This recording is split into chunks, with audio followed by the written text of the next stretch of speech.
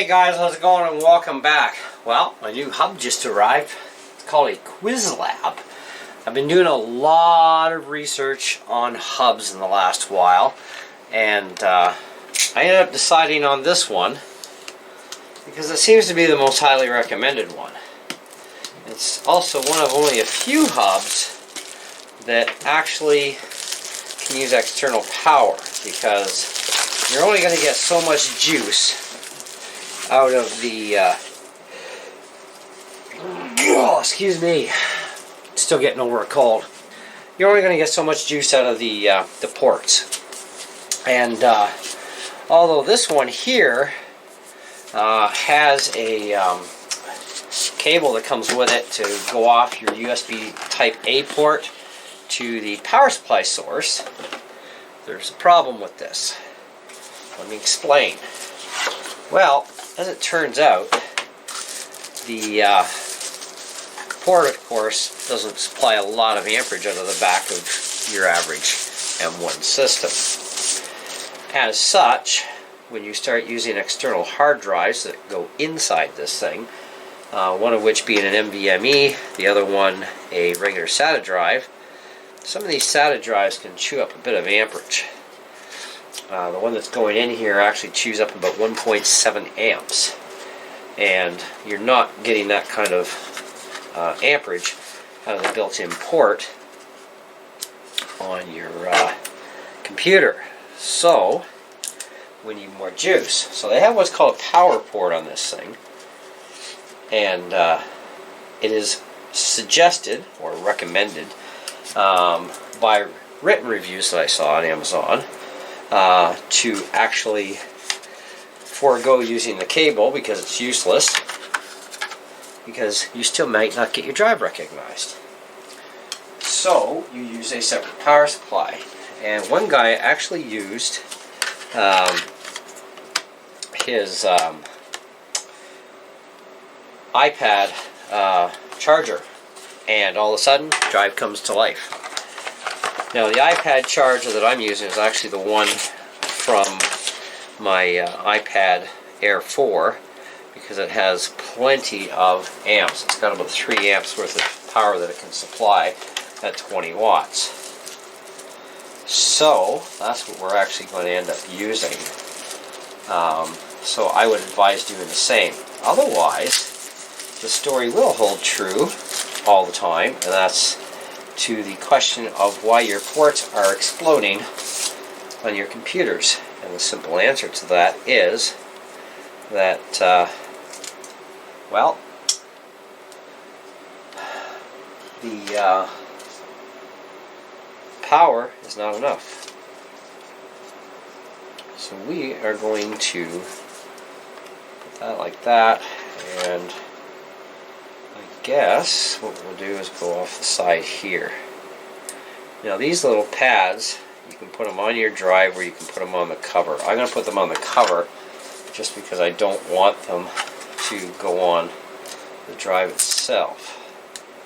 And I'm only going to use the one for now. Let's see how that works.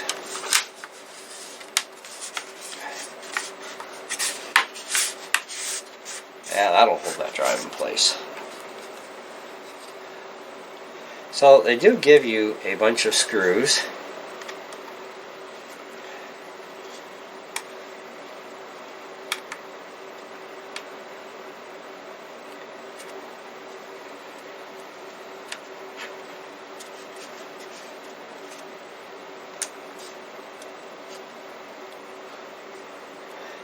Now you're going to get 2 retainer clips for your NVMe, and I will be putting an NVMe drive actually in this thing eventually.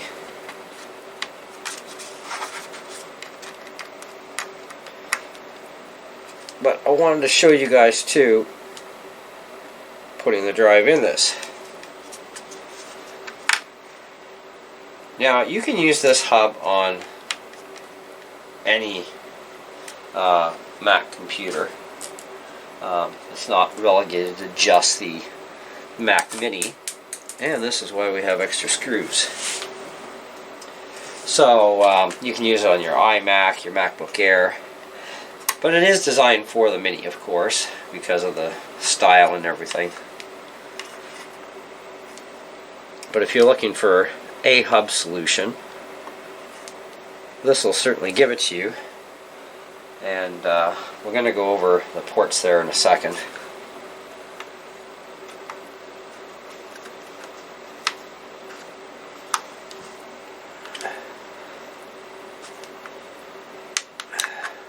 And we have to thread these in ourselves into the screw holes.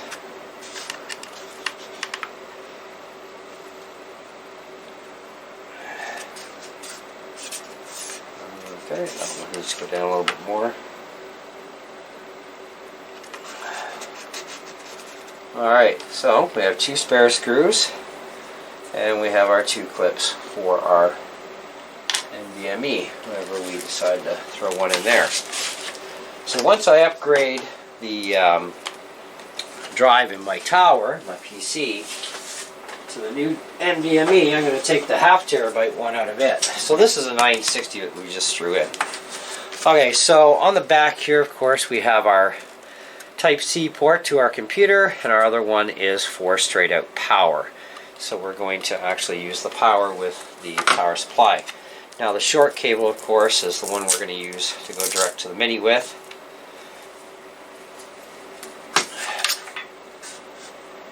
And that's going to be this one. So now on the front we have a couple of Type 3.0, Type 3.1, so we have one Type 3.1 card reader, and of course an up front USB-C, and of course hard drive indicator lights, power light, that sort of jazz. So let's get this thing set up and see how she goes, and we'll fire up the Mac. Okay, so this is the Dock 960 drive. This is my extra dump drive, we'll say. Okay, so that's the one we just threw inside the dock. And as far as card readers go, let's pop in the USB stick. Voila. Okay, so now we need, we'll take this one, and I guess we'll take this one here.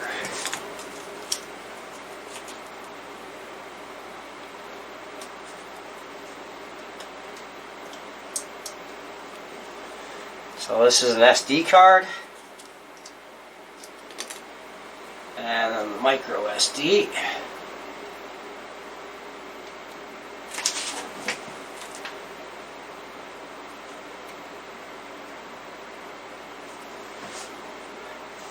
Okay, I think it's going to be this one. Well, let's just eject them both for a second.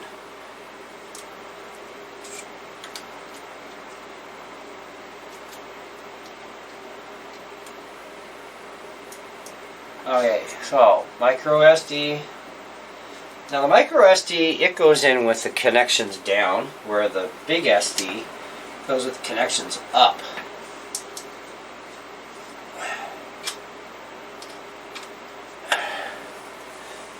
And our USB stick. And we still got 2 ports free for Type A's and a Type-C port free up front. Awesome! We can have lots of drives now, baby! Okay, so one thing I want to do right now, though, is I want to speed test the internal drive that we just put in. See what it's doing.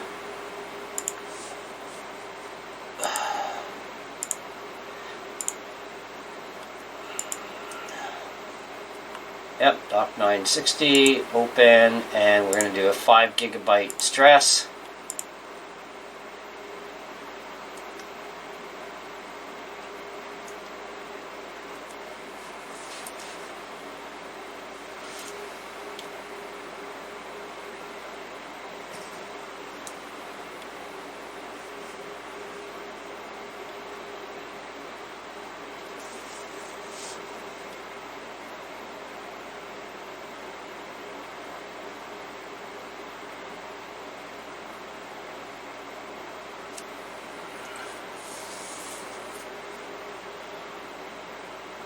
So our write speeds do take a bit of a dump on the second round, but our read speeds are still staying up.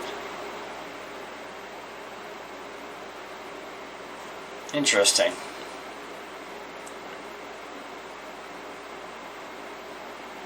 Let's start that test over.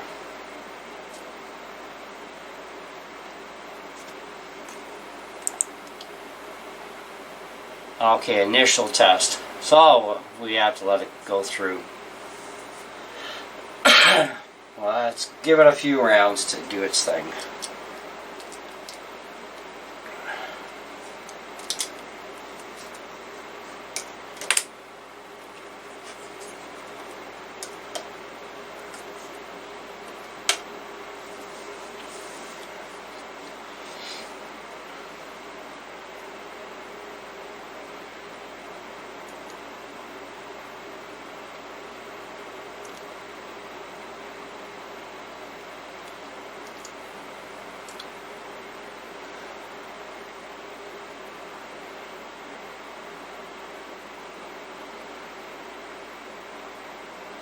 Interesting results anyways.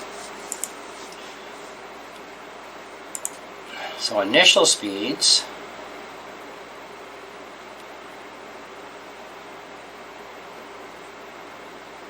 .135 and 345.6. Well, let's try a real world test here. So, how big is this? 6 gig.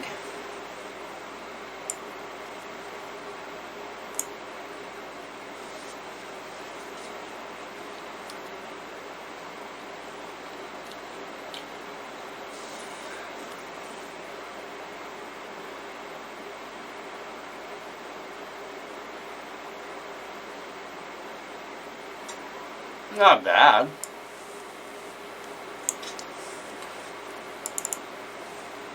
Alright, let's put it back the other way.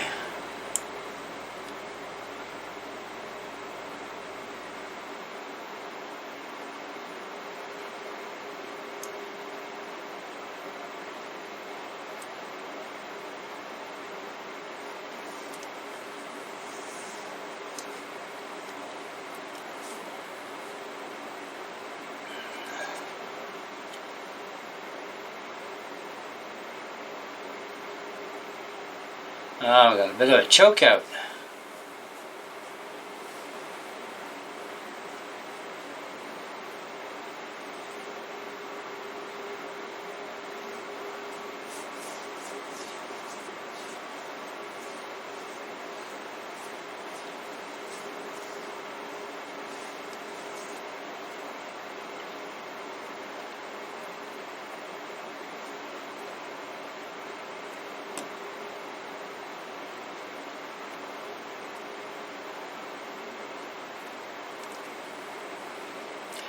That explains our second round of testing where the write went down really low.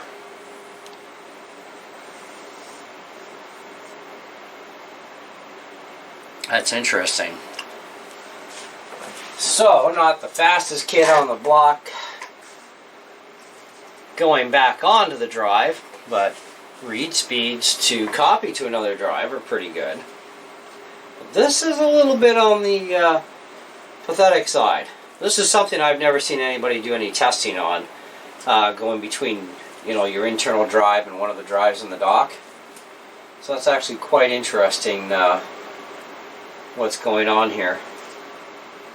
Huh. Well, we're getting there.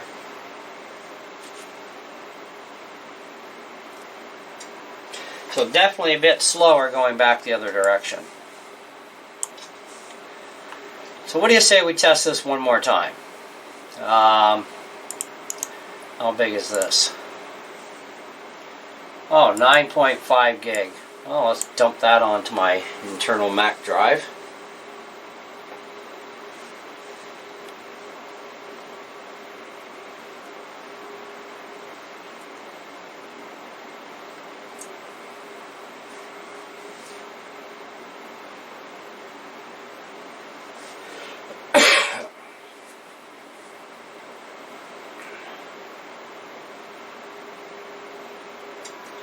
That's pretty good going on. So let's do this and let's put it back.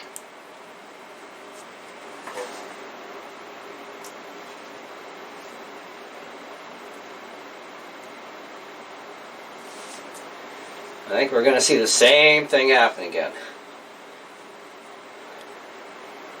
So writing to the drive is obviously, with small files it probably isn't going to be bad, but with larger files it's definitely going to have some slow issues there.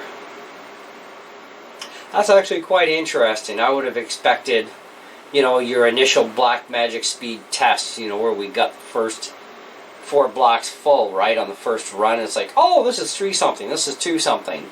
You know, you'd expect, oh, that's great, you know, perfect, but that's not what we're getting, because on the second round, of course, we saw that, you know, the write speeds took a huge dump. And that's exactly what's going on here in the real world, is we're very much accelerated pretty good when it comes to reading off the drive to copy to a drive, but copying back onto this drive, that's where we see that the write speeds are definitely taking a big hit there. So it's going to take a little bit of extra time.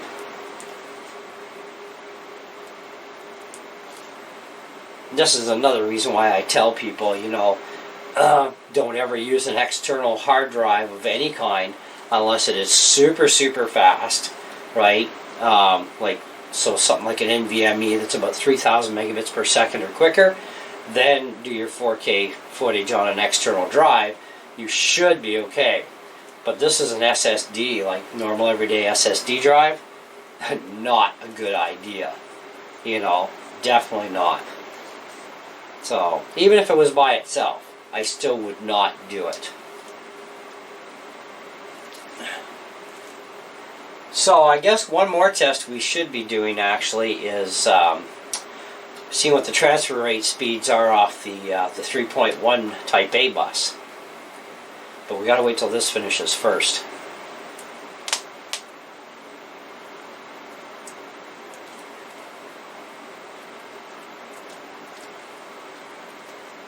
Wow. I can't believe how long it takes to copy from the internal Mac drive to this dock with the external drive in there. I cannot believe how slow that is for copying back across. But the thing is, I now have a safe dock, and I've got more ports up front and a built-in card reader and a Type-C up front. So I can't really complain too much. However, I'm definitely going to be using an NVMe. And we'll revisit this when I get an NVMe drive put inside this thing. We'll revisit those speeds and see how it actually does. Because the one that I'm taking out of my tower is 3,300 megabits per second read-write speeds. So we'll see how well that does. Okay, so I guess our next test, I'll snag this hard drive off my PC. And I'm going to plug it right into the 3.1 port. Might as well. And this is a, I believe it's a 480. So anyways, what do we want here? I want something that's got a bit of size to it.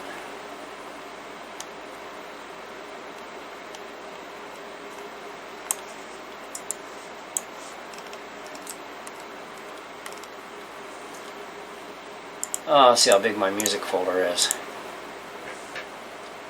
Yeah, 3.9 gig. Alright.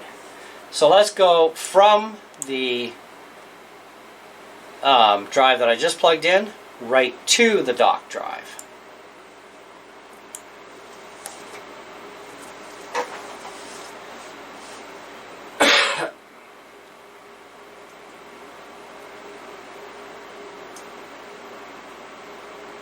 That's doing surprisingly well.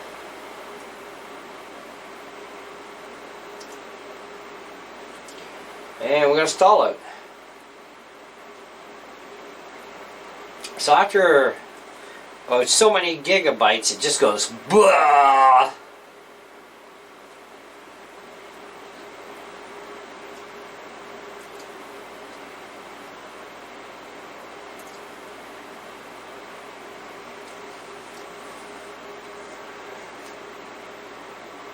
You guys want in-depth reviews, you're getting it.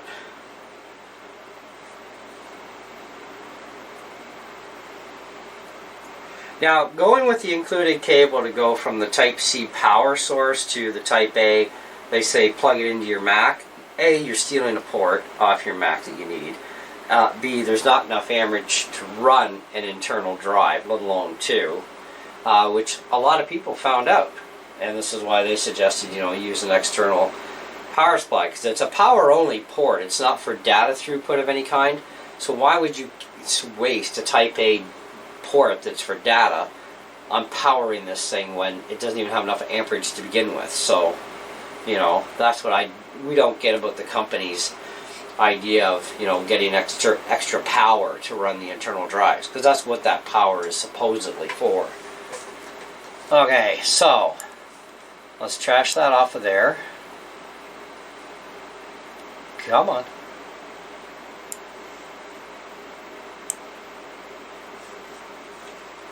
Any day now would be good. Hello. It doesn't even want to come off the drive. Interesting. Well, let's try doing this. Ooh, it won't let us copy to the drive? What? Get out of town.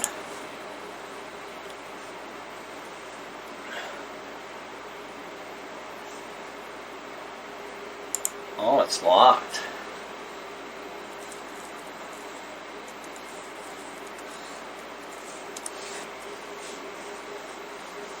Why would it be locked? Alright, it's unlocked.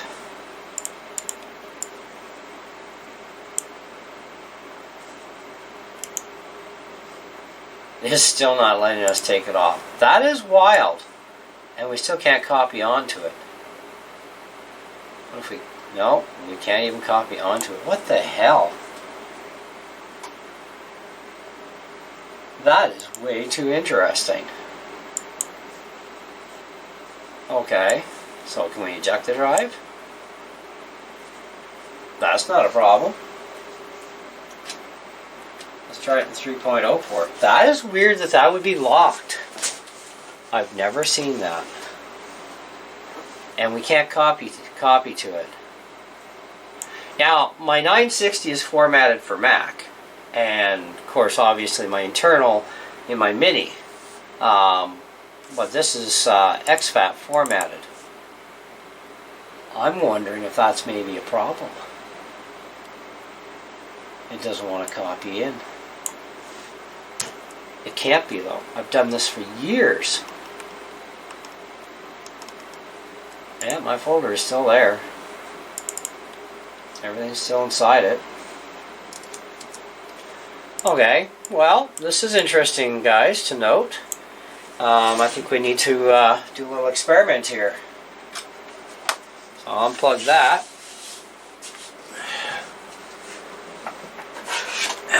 Good thing I got lots of external drives.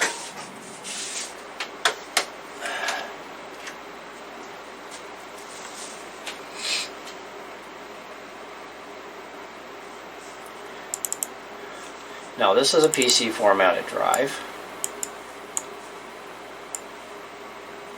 And yet, positive, we can copy. So why can't we copy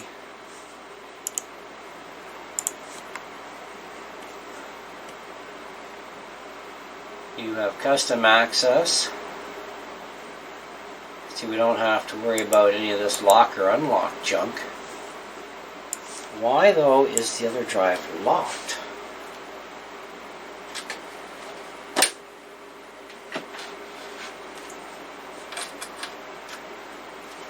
I don't get that.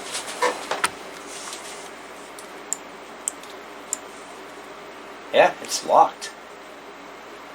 Huh. That is so weird. Yep, they're both formatted for exFAT.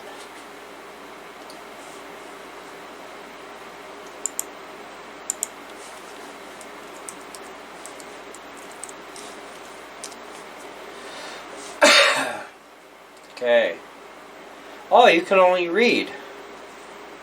Well, why can't I enable? You can only read. Why can I only read? It says read write. Oh, I don't have the necessary permission? Oh, it's my computer. Yeah, it says I can read write.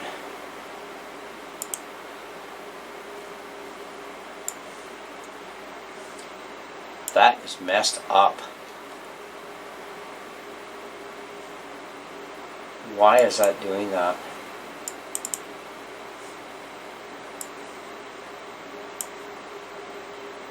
Huh.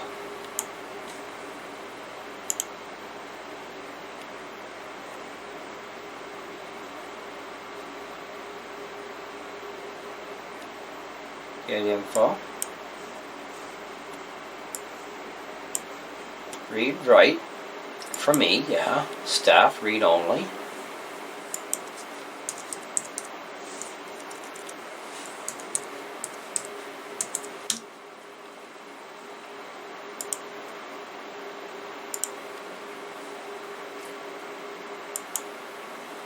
Windows. Oh, that's why it's NTFS. Crap. It's not exFAT. It's NTSF. That's why I can't write to it. Because if we put in the other drive, I'll bet you the other one is exFAT. Because exFAT, never a problem. NTSF, looks like we're going to have a bit of a problem here. I thought for sure that was under exFAT. And of course, the other drive is exFAT. And I can copy back and forth. No big deal. So, there's a tidbit for you to learn, guys. Make sure if you're going to have PC formatted drives so you can go cross-platform between your Mac and your PC, make sure your external PC drives are under exFAT, not NTSF. Which means I got to copy all the stuff off that drive back to my PC and throw it, reformat it for exFAT, and then throw it back on. Then we'll be fine. Alright, so I think we've done enough testing, and we've actually learned something very interesting today. So, anyhow, that's what we've got. So, is it a cool little toy? Yes. Do I recommend it? Well, based on the fact that read speeds are going to be awesome. Write speeds may cause you some hiccups here and there. That's something to be aware of. Writing back to the internal drive, it's going to have some slugginess. This is something we weren't aware of, but we knew we would take some drops, but I didn't think it would be kind of like that. But hey, you know, it's a solution. I don't see the other units out there actually doing much better that we currently have available to us. There's like a couple weird named ones out there. One's a Habit something or other. Anyways, it was another option I had on my list. The Sabrent, I think it was. A lot of people like it. I personally, after what I've seen on it, nope, because there's no way to power the hub. And it's extremely important when you are going to start running anything multiples, period, that you have a powered hub.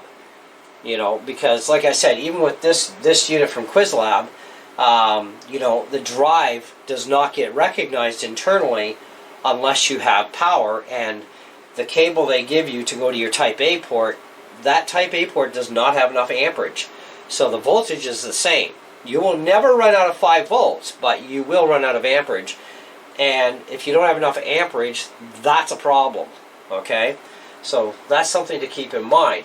So this is why any of these hubs like this that actually say, oh, okay, well, you're fine, you can run external power, make sure you use an external power brick that has at least 2 to 3 amps worth of power.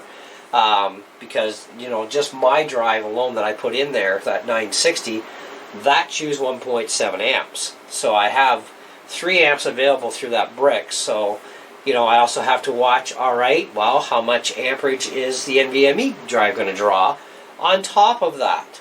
Because we need to get the data line up, but at the same time we need enough amperage to run both, otherwise we strain the system, which in turn can cause other issues. So that's something to be aware of. But otherwise, yeah, I think it's a really great unit. Let me just turn the camera around here to give you guys a bit better view of the hub. So actually, I'm going to shut it off and set it up. Alright, so that's what it looks like. I figured I'd put mine on top of the Mini because it actually looks better. And besides, the Mini skates around as it is. I mean, that is one thing that Apple has really got to work on, is that bottom circular base. They should have rubberized it so that it doesn't twist and spin all over the place.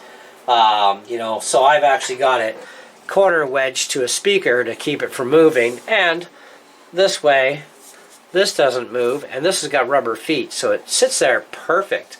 Like, it's really, it's almost 100% precision unit, really, when it comes to the fit over top of the Mini. And the color is very good. I mean, looking at the two colors, I visually, my eyes can't see a real difference. So the color matching is really good. So you've got your 3.0, your 3.0, your 3.1, your two card readers. Like I said, this one here, the big one, you got to flip with the circuits up and the other one down for your micro. You got your extra Type-C plug. So all is good and well. And I'm looking at, actually, you know what? I actually have my microphone hooked into my other Type-C. So I think what I'm going to do is, I had an adapter, I'm going to put it in the other Type-A plug. So this still leaves me a back Type-C, and I have my regular front C moved to the front. So now that won't be straining anything. So that works out perfect. But anyways, I paid $150 basically delivered to my door in Canada, and because this thing did come from the States or somewhere. But I got it on Amazon.ca, and with taxes and all that jazz, it was about 150 bucks. Now, I do think it's worth the money to have that. I do think that the write speeds going back can take a bit of a hit, which, well, that may change from drive to drive, depending on how much amperage your drives actually suck up, because you remember, you're only going to get so much power through these front ports. And the one drive that we tested, we know works fine, is actually a Kingston drive I have. And that could explain a bit of the slowness, so I'm just going to take it out of here. And it draws actually only 1 amp. So I think for my next thing I want to do is, maybe I'll order it today. Amazon's got USB port testers that tell you your voltage, your amperage, your milliamps, all that jazz. I want to see what kind of amperage is actually being produced, because this will help us actually choose drives better that are not going to get lagged down on the write back. Because reading from a drive takes nothing for power. It's when you're writing back to it, you're work loading the drive. And if there's not enough amperage, then, yeah, So we'll see how much amperage we're actually getting realistically from these ports. But that's going to be a couple weeks. But do stay tuned for that, because I am now solely encouraged to go and order that device. So I think I'm going to order that today and get it done. But otherwise, I think it's a worthwhile unit to pick up. It is definitely going to give you more ports up front, because you only have 2 Type-A and 2 Cs on the back of this thing. We still have 1 free Type-C. In my case, I have no Type-A's free in the back, because one runs my USB interface, and it has to be on its own port because it chews up a lot of juice. And of course, the other one is actually my microphone that I just moved off my Type-C onto this, so that'll be better. So now we got 3 Type-A's, our C, and our card readers. That's plenty, because I still have my MIDI stuff I got to plug into this yet too. So my MIDI devices can actually go into the 3.0 ports. So there's one of them there, And the other one is going to be my keyboard. So I'm going to have to actually get that sucker and route it around like a so. So now I have both my MIDI devices plugged in same time. So anyways, and now I've got this left over to play with. So that works. Anyways, score reading. Well, we are definitely losing write speed, but we know why. And I'm pretty sure that's because we don't have quite enough amperage coming out to feed this hungry drive.